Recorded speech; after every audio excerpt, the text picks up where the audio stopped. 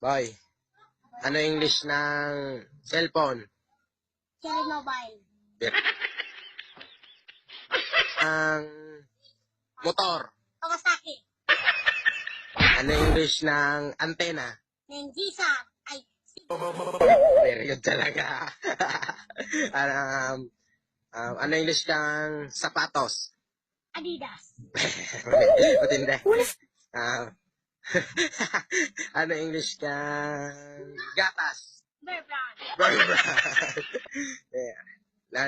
Matindi eh. Ano English ng sigarilyo? Fortune. Fortune. Huwag inirit. Huwag inirit.